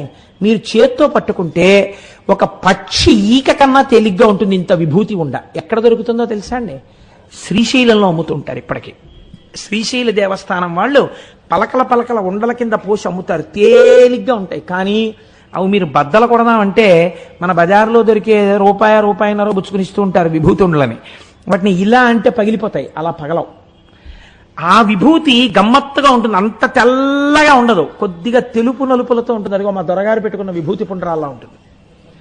అది ఈ విభూతి ఆవు పేడని కాల్చగా వచ్చిన విభూతి. ఈ ఆవు పేడనే ఎందుకు కాల్చాలి? మీరొక్క విషయం గమనించండి. ప్రపంచమునందు మనుష్యుడు చాలా ఉత్తమమైన ప్రాణి, కానీ మనుష్యుడు విసర్జించినటువంటి మలం ప్రయత్నపూర్వకముగా దేనికి వాడబడదు. ఏవో కొన్ని జంతువులు తింటే తినవచ్చుగాక. అలాగే ఏ సృష్టిలో ఏ ప్రాణి యొక్క మలము కూడా సువాసనతో ఉండి ఉపయోగించడానికి అవకాశము కుదరదు. ఒక్క ఆవు పేడ మాత్రం సుగంధభూయిష్టమై సూక్ష్మక్రిములనన్నింటినీ సంహరించి మంగళప్రదముగా నేలను మార్చి భూతప్రేత పిశాచాదుల వంటివి అక్కడికొచ్చి కూర్చోలేని స్థితిని కల్పించి అక్కడ పూజ చేసుకోవడానికి యోగ్యతని సిద్ధింపచేయగలదు. ఒక్క ఆవు పేడకే శక్తి ఉంది. అందుకే పూర్వం పూజ చెయ్యాలి అంటే ఆవు పేడ అలికేవారు. అందుకే నేను అనుకుంటున్నాను, ఇందులో కొంతమంది సువాసినుల్ని ఎంచుకుని రేపు సుబ్రహ్మణ్యేశ్వర స్వామి వారి యొక్క ఆరాధన చేసేటప్పుడు ఆవు పేడ తెప్పించి ఆ వేదిక కట్టే ప్రాంగణం అంతా వాళ్లతో అలికిస్తాం. ఎంచేతనంటే వాళ్ళ ఆ భాగ్యానికి నోచుకోవాలి కదా. ఆ పుణ్యం ఉత్తినే పోతుందా? కోట్ల జన్మలు కాపాడేస్తుంది. కాబట్టి ఆవు పేడతో పూర్వం అలకడానికి కారణం అదే. అటువంటి ఆవు పేడని కాల్చినప్పుడు వచ్చినటువంటి భస్మ ఏది ఉన్నదో ఆ భస్మ చాలా గొప్ప భస్మ. ఆ భస్మని మనం పెట్టుకుంటాం. అలాగే యజ్ఞగుండంలో యజ్ఞం పూర్ణాహుతి అయిపోయిన తర్వాత దర్భని కాల్చి తీస్తారు, దాన్ని కూడా ధరిస్తారు. కనుక చూడండి, ఇప్పుడు ఈ భస్మ పాపములను తీయగలదు. పాపములను తీయడం అంటే ఇదిగో వస్తున్నటువంటి వాసనా బలం చేత చేస్తున్న పాపాల్ని ఆ వాసనా బలాన్ని పోగొడుతుంది. దాన్ని ధరిస్తే అది ఏ రకంగా మిమ్మల్ని రక్షిస్తుంది మీకు తెలియదు. ఎందుకు లలాటమునందు ధరిస్తారు? మీరు మొట్టమొదట సరే 32 స్థానముల యందు ధరించమని చెప్పింది శాస్త్రం. లలాటమునందు తప్పకుండా పెట్టుకుంటారు. లలాటమునందు ఎందుకు పెట్టుకోవాలి? ఏ నాభి మీద పెట్టుకుని వదలకూడదా? తొడల మీద పెట్టుకుని వదిలిపెట్టకూడదా? కాదు. లలాటమునందు ఎందుకు పెడతారంటే మనం ఒక మాట చెప్తాం, హరిణాపి హరేణాపి బ్రహ్మణాపి సురైరపి లలాట లిఖితారేఖా పరిమాస్త్రం న శక్యతే. బ్రహ్మగారు నుదుటి మీద వ్రాసినటువంటి వ్రాత పోదు అని. కానీ పోగొట్టగలిగిన శక్తి దేనికిందో తెలుసా అండి? భస్మకు ఉన్నది. ఆ భస్మని ఇలా పెట్టుకుంటే త్రిపుండ్రములు అంటారు 3 గీతల్ని. ఈ పుండ్రం అన్న మాట ఎక్కడి నుంచి వచ్చింది అంటే, మనకి పూర్వకాలంలో అసలు ఈ మాట దక్షిణ భారతదేశంలో లేదు. పరమాచార్య స్వామి ఒకసారి చెప్పారు, భజన సంప్రదాయము భగవంతుని యొక్క నామము అందరూ కలిసి గట్టిగా చెప్పడం అన్నది ఎక్కడో తెలుసా అండి? మహారాష్ట్రలో ఉన్నటువంటి పండరీపురంలో ఉంది. వాళ్ళు పుండరీకం అని పిలుస్తారు. భక్తులందరూ కలిసి ఒకే మాట అరిచారనుకోండి, నమ పార్వతీపతయే హరహర మహాదేవ శంభో శంకర అన్నారనుకోండి, అప్పుడు దాన్ని పుండరీకం అంటారు. అందరూ కలిసి ఒక నామం అరిచారు. అలాగే గోవింద గోవింద అన్నారనుకోండి, అదొక పుండరీకం. అలాగే ఏదో హరే రామి హరే రామి రామ రామి హరే హరే అన్నారు అనుకోండి, అదొక పుండరీకం. ఇప్పుడు ఈ పుండరీకం అంటే ఏమిటంటే అందరూ కలిసి చెప్పుట. అందరూ కలిసి చెప్తే అందరి ఆర్తికి ఈశ్వరుడు తొందరగా పలుకుతాడు. ఇలా ఎవరు భగవంతుణ్ణి లోపల ధరించినా, మీరు వైష్ణవుల్ని చూడండి, నామం అని పెట్టుకుంటారు వాళ్ళు. అది ఊర్ధ్వపుండ్రం అంటే ఇలా పైకి పెట్టుకుంటారు. దాన్ని నామం అనడానికి ప్రధాన కారణం ఏమిటి? వాళ్ళు పెట్టుకున్న మామూలుగా ఇలా పెట్టేసుకోరు, భగవంతుని యొక్క నామములను చెప్తూ పెట్టుకుంటారు. పెట్టుకోవడం చేత అది భగవంతుని యొక్క నామముల చేత పవిత్రమై మంచి భావనలు కలగాలన్న సద్బుద్ధితో వాళ్ళు పెట్టుకుంటారు. అది ఊర్ధ్వపుండ్రం. ఇది అడ్డంగా పెట్టుకున్నటువంటి విభూతి పుండ్రం. ఆ పుండరీకం పుండరీకం పుండరీకం కాలక్రమంలో ఏమైపోయిందంటే దక్షిణ భారతదేశానికి వచ్చేటప్పటికీ పుండ్రం అయి కూర్చుంది. కూర్చుని విభూతి పుండ్రం. ఇప్పుడు 3 రేఖలుగా పెట్టుకున్న దాన్ని విభూతి పుండ్రము అని పిలుస్తారు. అయితే మీరు చూడండి, ఈ విభూతికి ఒక మారు పేరు ఉన్నది. ఏమిటా పేరు? విశేషేణ భవతీతి విభూతి. మీకు విశేషముగా ఇయ్యగలిగినది, అలా ఇయ్యబడేదాన్ని మహదైశ్వర్యం అని పిలిచిన శాస్త్రం. విభూతికి మహదైశ్వర్యం, చాలా గొప్ప ఐశ్వర్యం అని పేరు. ఎందుకని అటువంటి పేరు వచ్చింది అంటే, ఈ సృష్టి అంతా ఇలా నామరూపాలుగా ఉంది. ఇప్పుడు ఈ కనపడుతున్నటువంటి ఇదేదో కడ్డి పచ్చగా ఉన్నది, ఈ బట్ట తెల్లగా ఉన్నది, తివాచి ఎర్రగా ఉన్నది, నా పంచ తెలుపు ఎరుపులతో ఉన్నది. మీరు గమనించండి, 3 ఉంటాయి: నామము, రూపము, రంగు. 3 ఉన్నాయి కదండి ప్రతిదానికి. మీరు ఒక పేరు పెట్టి పిలిస్తే దానికి ఒక రూపం ఉంటుంది. చీమ అన్నాను అనుకోండి, పులి గుర్తురాదు కదా. అబ్బో చీమ వస్తోందంటే లేచి పారిపోరు కదా. చీమ అంటే ఇంత చిన్నది వస్తూ ఉంటుంది, గుర్తుపడతారు. చీమ నేను పేరు చెప్పగానే, నామం చెప్పగానే రూపం గుర్తొస్తుంది. నల్ల చీమ ఎర్ర చీమ అంటారు, ఎర్ర చీమే అమ్మో కుడుతుంది రోయ్ అంటారు. కాబట్టి ఇప్పుడు ప్రతి పదార్థమునందు నామ, రూప, రంగు 3 ఉన్నాయి ప్రధానంగా, ఈ కంటిని ఆకర్షించేవి. మీరు మనస్సుతో పిలవగానే మీరు చూడండి, ఈ 3 ఎందులో పడినా పోయే అవకాశం ఉందా? నీటిలో పడిపోయింది ఒకటి, పాసిపోవచ్చు, కానీ దాని అస్తిత్వము పోకపోవచ్చు. అగ్నిలో పడిపోయింది ఒక కర్ర, పడిపోతే కర్ర రూపంలో కాలిపోతుంది. ముందు కాలిపోయిన తర్వాత కర్రకున్న గోధుమ రంగు పోయి నల్లగా అయిపోతుంది. ఇప్పుడు అది ఇంకా కాలిపోయింది అనుకోండి, ఏమైపోతుంది? తెల్లటి భస్మ అయిపోతుంది. ఇప్పుడు నామం ఉందా? కర్ర లేదు. రూపం ఉందా? కర్ర రూపం లేదు. కర్రకున్న రంగు ఉందా? లేదు. అందులో చీమ పడిపోయింది. నామ, రూప, రంగు ఏమయ్యాయి? తెలుపులోకి వెళ్ళిపోయాయి. 3. ఒక మనిషి పడిపోయాడు అగ్నిగుండంలో, ఏమైపోయాడు? అంతే, ఈ 3 పోయే, భస్మే అయిపోయింది. ఏది పడిపోతున్నా ఆఖరికి ఏమైపోతోంది? అదే అయిపోతుంది, భస్మ అయిపోతుంది. భస్మం తీసుకెళ్లి మీరు ఇంకొక అగ్నిహోత్రంలో పారేశారు, ఏమవుతుంది? అంతే, భస్మగానే ఉంటుంది. అంటే ఏది చిట్ట చివర మిగిలిపోతున్న సత్య వస్తువో ఆ సత్యమే భస్మ. ఇప్పుడు భస్మ ధారణమును చేశాడు, సత్యము గోచరిస్తుంది. ఇది లలాటమునందు ధరించడానికి కారణం. ఏది సత్య వస్తువో సత్యం శివం సుందరం. ఆ సత్యము శివము, ఆ శివము సుందరము, అది పరమాత్మ. బుద్ధి దాని వైపుకి వెడుతుంది. ఇప్పటి వరకు లౌకికంగా ఉన్నది అటువైపుకి వెడుతుంది. వెడితే లోపల దాన్ని పట్టుకోవడానికి ఉపాసన ప్రారంభమవుతుంది. కాబట్టి ఇప్పుడు దేని కొరకు అంటే, ఇది భస్మ అగ్ని చేత తప్తమైనది. మీరు 2వ విషయాన్ని ఆలోచించండి. శ్రీకరంచ పవిత్రంచ అంటున్నారు మీరు. పవిత్రం ఎలా అయినది అంటే, సమస్త దోషములు పోతే కదండి పవిత్రం అంటాం. ఏదైనా దోషం ఉందనుకోండి, ఆ దోషం పోతే పవిత్రం అంటాం. నాకేదో కడుపులో బావులేదు, శుద్ధమైన నీళ్లు తాగాలి అనుకున్నాను. ఏ నీళ్లు తాగుతాను? నీళ్లు బాగా కాచి చల్లార్చుకుని తాగుతాను. నీటిని కాచేయగానే శుద్ధమైపోయాయంతే. అగ్ని సంపర్కం తగిలితే అది శుద్ధమైపోయింది. బంగారమును తీసుకెళ్లి అగ్నిలో వేశారు, శుద్ధమైపోయింది. మీకు ఏదైనా వస్తువు అగ్నికి తగిలింది అనుకోండి, శుద్ధమైపోతుంది. ఒక గడుసరికి ఒక మాట రాశాడు, అసలు లంకాదహనం హనుమెందుకు చేశారో తెలుసా మీకు అన్నాడు ఆయన. ఆరాధ్య దైవమైన రామచంద్రమూర్తి వస్తున్నారు కనుక ఇంతమంది పాపులు తిరిగిన లంక ఆయన కాలు పెట్టడానికి యోగ్యంగా ముందు అగ్నితో ఒకసారి తప్తం చేసి శుద్ధి చేశాడు ఆయన అన్నారు. కాబట్టి అగ్ని శుద్ధి కార్యము, అగ్ని చేత శుద్ధి జరుగుతుంది. కాబట్టి ఇప్పుడు అగ్ని సంపర్కము కలిగినది విభూతి కదండి. విభూతి ఎందే ఉంది, అగ్ని సంపర్కం ఉంది, అగ్ని చేత కాలిపోయి ఉండిపోయింది అది. ఇప్పుడు దాన్ని మీరు ధరిస్తే మీ ఎందేది ప్రకాశిస్తుంది? జ్ఞానాగ్ని ప్రకాశిస్తుంది. ప్రకాశించడానికి యోగ్యముగా మీరు మీ ఉపాధిని సిద్ధం చేస్తున్నారు. కాబట్టి దీన్ని ఋతుమంతమును చేస్తున్నారు. సత్యం తెలుసుకోవడానికి మీరు దీన్ని వాడుతున్నారు. ఈ లోకాలన్నీ లయమైపోతే ఏముంది? భస్మ ఉంది. లోకాలన్నీ సృష్టి చేసేటప్పుడు మొదట ఏముంది? ఈశ్వరుడి దగ్గర భస్మ ఉంది. అంతే కదండి. నిన్న రాత్రి నేను నా జేబులో చూసుకుని పడుకునేటప్పటికీ 100 రూపాయలు ఉంది. పొద్దున్న లేచి చూసినప్పటికీ ఎంత ఉంటుంది? వడ్డీ ఏముండదు, 100 రూపాయలే ఉంటుంది. Closing balance, opening balance. కాబట్టి నిన్న ఈశ్వరుడు లోకాన్ని లయం చేస్తే నిన్న లోకం లయం అయిపోయేటప్పటికి ఏముంది? భస్మ ఉంది.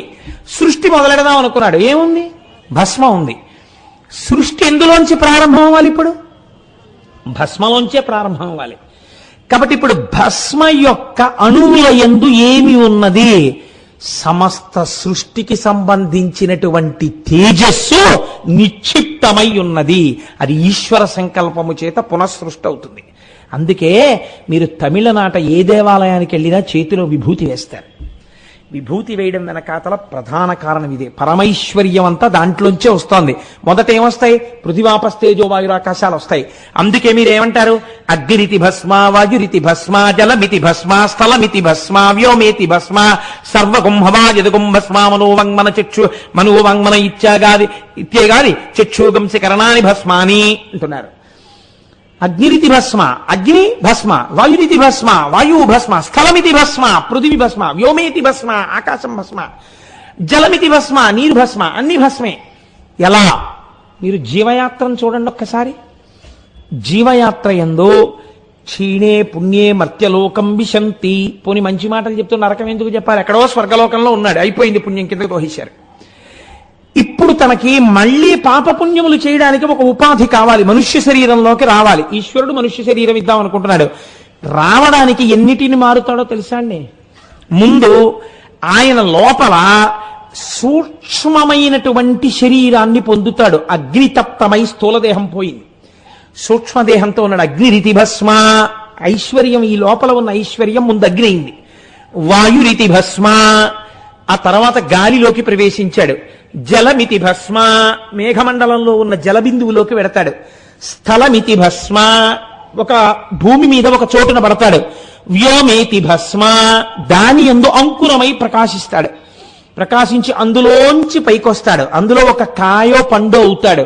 అది ఒక పురుషుడు తింటాడు. ఆ పురుషుడు యొక్క సమస్త దేహమండలమునందు నిండిపోయిన తేజస్సు అవుతాడు. అందుకే మళ్ళీ ఒక పురుషుడుగా పుట్టాలంటే ఒక పురుషుని యొక్క హృదయస్థానము నుంచి తేజస్సు కదిలితే కొడుకుగా పుడతాడు. అందుకే ఆత్మా వైపుత్రనామాసి. కాబట్టి ఇప్పుడు సృష్టి అంతా ఎలా జరుగుతోంది? అగ్నిరితి భస్మ, వాయురితి భస్మ, స్థలమితి భస్మ, జలమితి భస్మ, వ్యోమేతి భస్మ, అంత భస్మరూపంగానే జరుగుతోంది. కాబట్టి పంచభూతాలు, సమస్త సృష్టి, సమస్త ఐశ్వర్యము ఎందులో ఉన్నాయి? ఇందులోనే ఉన్నాయి. దీనిని నేను ధరించుచున్నాను అంటే ఏమంటే ఇది ధరిస్తే అమెరికా అధ్యక్షుడు అయిపోతాడా? అయిపోక్కర్లేదు. మీరు బాగా గుర్తుపెట్టుకోండి. ఎందుకంటే ఆ పదవి అది కాదు. ఐశ్వర్యము అన్న మాటకు అర్థం ఏమిటో తెలుసా అండి? అనుభవైక వేద్యము కాకుండా బ్యాంకులో ₹1,00,00,000 ఉన్నాయి, అది మీకు భయహేతువు. ఎప్పుడెవడికి తెలిసి ఏం చేస్తాడో అని భయం. ఇంట్లో ₹1000 కట్టలో 3 ఉన్నాయి, భయం కాదు. ఆయనకి ఏమీ ఉండక్కర్లేదు. ఆయన అవసరం వచ్చింది, తీర్థయాత్రకు 10,000 కట్టాలి. ఆయన వెళ్ళి అమ్మవారి దగ్గర కూర్చుని కనకధారా స్తోత్రం చేశాడు. కనకధారా స్తోత్రం చేసి, అమ్మా నాకు కృప చెయ్యి అన్నాడు. లక్ష్మీదేవి అనుగ్రహం కలిగింది. ఏదో రూపంలో ఆయనకు ఆ 10,000 సమకూరుతుంది. ఆయన యాత్ర కట్టుకున్నాడు. ఇప్పుడు మీకు ఎప్పుడు కావాలనుకుంటే అప్పుడు మీకు కావలసినంత మీ ప్రమేయం లేకుండా అమరిపోతుంటుంది. అందుకే చూడండి, మన వాళ్ళు మాట అంటారు, పుట్టగాని చేతిని చూసి పెద్ద చెయ్యున్నవాడు అనుకోండి, అరిచేయి చాలా పెద్దది ఉంటే వీడున్న చోట అన్నవస్త్రాలకి లోటు ఉండదంటారు. అంటే ఇంకింతకన్నా మీకేం కావాలండి? అన్నానికి లోట్లేదు, తనకి లోట్లేదు, తన వాళ్ళకి లోట్లేదు, వస్త్రానికి లోట్లేదు, ఉండడానికి ఇల్లు ఉంటుంది. కాబట్టి ఇంకా మీకేమిటి కావాలి? మీకేం కావాలో ఎప్పుడేం కావాలో అది ఈశ్వరుడు ఇస్తుంటాడు. ఎందుకు ఇస్తుంటాడు? ఆ భక్తి ఏర్పడుతోంది కాబట్టి, దానికి కారణమైన భస్మ ధరించి ఉన్నాడు కనుక. కాబట్టి విశేషేణ భవతీతి ఇది విభూతి. ఇలా ఇచ్చే ఐశ్వర్యం ఎన్ని రకాలుగా ఉంటుంది అని అడిగారు శాస్త్రంలో. అడిగితే శాస్త్రం అంది, ఎన్నని నీకు చెప్పం? అనిమా, మహిమ, గరిమ, లఘిమ, ప్రాప్తి, ప్రాకామ్య, ఈశిత్వ, వశిత్వ, ఈ అష్టసిద్ధులు భస్మధారణ వల్ల వస్తున్నాయి. చాలా నీకని అడిగింది. ఈ అష్టసిద్ధులు వస్తే మీరు భస్మధారణ దాని కొరకా చేస్తారు. ఇది మీరు చాలా జాగ్రత్తగా పట్టుకోవాలి. ఒక ఆయన తెల్లవారుజామున మంచి పువ్వులు, మల్లెపూలు, జాజి పూలు అన్ని పాదులకు కోసుకుని మడిబట్ట కట్టుకుని పూజకి ఎడదామని పువ్వులన్నీ పూలబుట్టలో వేసుకుని పట్టుకున్నాడు. ఇంకా వెడదామని మంచి సువాసనలు వస్తున్నాయి పూలబుట్టలోంచి. ఎంత బాగుందో అని ఇలా వాసన చూడకూడదు కనుక దాన్ని టేబుల్ మీద పెట్టి తన కుర్చీలో కూర్చున్నాడు దగ్గరగా. వాసన చూస్తున్నాడా అంటే మళ్ళీ ఇలా పువ్వు ముక్కు దగ్గర ఎట్టుకుంటే తప్పు. పువ్వులోంచి వాసన వస్తోంది, తను పీలుస్తున్నాడు. చాలా బాగుంది వాసన అని అలా కూర్చున్నాడు. 9 అయింది, పూజ భ్రష్టమైంది. ఈ పువ్వులు దేనికి కోసావు? పూజకు కోసావు. నువ్వేం చేస్తున్నావు? వాటి వాసన కోసం ఆగిపోయావు. ఇప్పుడు ఈ వాసన ప్రధాన ప్రయోజనమా, పువ్వులు ఈశ్వర పూజకి వినియోగించడం ప్రధాన ప్రయోజనమా? ఈశ్వర పూజ ప్రధాన ప్రయోజనం. దాన్ని మరిచిపోయి అనుషంగిక ప్రయోజనం పట్టుకున్నవాడు ఎటువంటి వాడో, సిద్ధులు పట్టుకుని భగవంతుడిని వదులుకుంటున్నవాడు అంత అప్రయోజకుడు. కాబట్టి పెద్దల దగ్గర సిద్ధులున్నా ప్రదర్శించవచ్చా? శాస్త్రం నిషేధించింది, ప్రదర్శించరాదు. ఎప్పుడో ఎంతో అవసరమైతే తప్ప సిద్ధులను ఉపయోగించరు. కనుక పరమైశ్వర్యం నీకు విభూతి రూపంలో వస్తూనే ఉంది. మహాభస్మ మహాదేవో మహామాయావభాసక. దాన్ని ఎవరు పెట్టుకుంటున్నారో భస్మని, వారికి ఈశ్వరానుగ్రహము చేత మాయ విడిపోతున్నది. మాయ అంటే ఏమిటండి? రెండు కనపడుతుండడం. ఇందాక చెప్పాను కదా, కంటితో చూడడం, ఈ వేలుతో ఇలా చెప్తుండడం, లోపల రెండున్నాయి అనుకుంటూ ఉండడం. జ్ఞానంలోకి వెళ్ళాడనుకోండి, రెండేమిట్రా ఉన్నదంతా ఒకటే, అందులో పంచభూతాలు ఇందులో పంచభూతాలు. శంకరాచార్యులు వారికి అంతటి వారికి వచ్చిందండి ఈ పరీక్ష. కాశీపట్టణంలో గంగలో స్నానం చేసి వెడుతుంటే ఎవరో ఒక మహానుభావుడు కుక్కలు పెట్టుకుని వచ్చేస్తున్నాడు, సురాపానం చేసి కళ్ళుకుంట పట్టుకుని. శిష్యులు అన్నారు, పక్కకి తప్పుకో, వచ్చి నిన్ను చూడకూడదు, గురువు గారు వస్తున్నారు శంకరాచార్యులు వారు అన్నారు. ఆయన అన్నాడు శంకరాచార్యులు వారిని చూసి, నన్ను తప్పుకోమంటావా, నాలో ఆత్మని తప్పుకోమంటావా అన్నారు. శంకరాచార్యులు వారు కాబట్టి గుర్తుపట్టి ప్రణిపాతం చేసి బ్రహ్మాండమైనటువంటి స్తోత్రం చేశారు మనీషా పంచకమని. కాబట్టి ఈ జ్ఞానము రావాలి. అంతటా ఉన్నది ఒక్క వస్తువే అన్నది బాగా రూఢము కావాలి. కామక్రోధములు గెలవబడాలి అంటే దానికి ప్రథమ సోపానము మీరు తప్పక భస్మధారణ చేయుటయే. భస్మమును ధరించుట చేత మీకు అటువంటి అనుగ్రహము ఈశ్వరుడి చేత కలుగుతుంది. అయితే మీకు నేను ఒక విచిత్రమైనటువంటి విషయాన్ని ప్రతిపాదన చేస్తాను. దీన్ని పట్టుకునేటప్పుడు మీరు కొంచెం జాగ్రత్తగా పట్టుకునే ప్రయత్నం చేయండి. ఒక వ్యక్తి లలాటమునందు విభూతి పెట్టుకుని, కంఠమునందు విభూతి పెట్టుకుని, ఇంత బొట్టు పెట్టుకుని, ఈ చేతుల మీద అక్కడ విభూతి పెట్టుకుని ఉన్నాడు. మీరు వెంటనే ఏమంటారు? ఆయన్ని చూడగానే ఓ తెల్లవారకట్ట మీరు లేచేటప్పటికీ ఒక ముసాలాయన అన్ని విభూతి రేఖలు పెట్టుకుని వచ్చి గుమ్మం ముందు నించుని, అమ్మా కోటేశ్వర రే ఫ్లాట్లో ఉంటారమ్మా ఇక్కడ అని అడిగారు. అడిగితే వాడు అక్కడక్కడ ఉంటాడండి అంటారా? మీ వెంటనే మీ మనస్సులో ఆయన్ని చూడగానే ఏ భావన వస్తుంది? ఏమొస్తుందండి? అయ్యో బాబోయ్, అచ్చు పరమశివుల్లో ఉన్నాడండి. పొద్దున్నే చూసేటప్పటికి తెల్లగా మనిషి, ఆ విభూతి రేఖలు, ఆ శంకరుడు జ్ఞాపకానికి వచ్చాడండి ఆయన్ని చూడగానే అంటాం కదండి. విభూతి ధారణ చూసేటప్పటికి శంకరుడు జ్ఞాపకానికి వస్తాడు మనకి. మీకు ఒక మనిషిని చూడగానే ఈశ్వర చిహ్నము చేత ఈశ్వరాంశ ప్రకాశిస్తోంది కదా. మీరు బాగా ఒక విషయాన్ని గుర్తుపెట్టుకోండి. ఇది మీరు పట్టుకోగలిగితే మీరు జీవితంలో ఒక ధన్యతని పొందుతున్నట్టు. అన్నిటికన్నా చాలా ప్రధానమేది జీవితంలో? శాంతము చాలా అవసరం. మీరు అందుకే వైదిక ధర్మమునందు మీరు ఏ పూజ చెయ్యండి, ఏమంటారంటే ఓం శాంతి శాంతి శాంతి అంటారు. ఆ శాంతిని కోరుకుంటారు. ఇది ఎక్కడి నుంచి ఎక్కడి వరకు, ఎంత పెద్ద పదవిలో ఉన్నవాడైనా ఏం కోరుకుంటాడంటే శాంతినే కోరుకుంటాడు. ఎంత చిన్న ప్రాణి అయినా ఏం కోరుకుంటుందంటే శాంతినే కోరుకుంటుంది తప్ప అలజడితో ఉందాం, ఆందోళనతో ఉందాం, నిద్ర పట్టకుండా ఉందాం అని ఎవరైనా అనుకుంటారండి? ఎవ్వరూ అనుకోరు.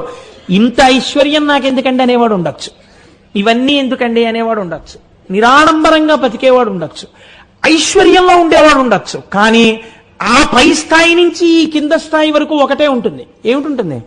శాంతిని కోరడమే ఉంటుంది. అందరూ శాంతిని అడుగుతారు, నాకు శాంతిగా ఉండాలనుంది అంటారు. ఈ శాంతి నవరసముల యందు శాంతము అని చెప్పబడింది. శాంతము లేక సౌఖ్యము లేదు సారసాదాళ నయన అన్నారు త్యాగరాజస్వామి. ఈ శాంతము మీకు చాలా అవసరము జీవితమునందు. మీరు ఉద్రేకపడుతూ ఆందోళన పడుతూ ఉద్ధతితో ఉండరాదు. కొంతమందిని మీరు చూడండి, ఎప్పుడు బిజీగా ఉన్నట్టుగా ఉండడం కొంతమంది ఇష్టపడతారు. ఏమీ ఉండదు, వడ్ల గింజలో బియ్యపు గింజ. కానీ మీరు ఆయన్ని పలకరించారనుకోండి, ఆయన ఎప్పుడు ఏది ప్రతిపాదన చేస్తారంటే నేను చాలా బిజీ అండి అంటాడు. ఏమిటి బిజీ? నిజంగా ఆయన ఏం చేస్తాడో తెలుసా అంటే పడుకుంటాడు ఇంటికి వెళ్ళి, అంతే. వాడు పలకరించేవాడు ఉండడం. అలా నిజంగా ఎవరు ఇంటికి వచ్చేయరు ఆయనకి, అలా ఆయన ఏమి ఇబ్బంది పెట్టేసేవాళ్ళు ఉండరు. ఆయనకు అంత బిజీగా ఉండవలసిన అవసరం ఏం లేదు ఆయనకి. కానీ ఈ pretends as though he's busy, ఇది ఒక తప్పు లక్షణం. ఏమిటో చాలా మందికి ఇవాళ ఏమనుకుంటారంటే, ఎవరైనా కొంచెం హాయిగా ప్రశాంతంగా ఏదో ఆఫీస్కి వెళ్ళి ఇంటికి వచ్చి కాసేపు చక్కగా హాయిగా ఏదో శివ పంచాక్షరియో ఏదో చేసుకుని కాసేపు లేకపోతే సంధ్యావందనం చేసుకుని సాంబ సదాశివ సాంబ సదాశివ సాంబ సదాశివ సాంబ శివ అనుకుంటూ ఉన్నారనుకోండి, ఉంటే ఆయనకి ఏం పెద్ద వర్క్ అది ఏమి ఉండదులా ఉందండి, హాయిగా ఇంటికి వచ్చి కూర్చుని అలా ఉంటాడు.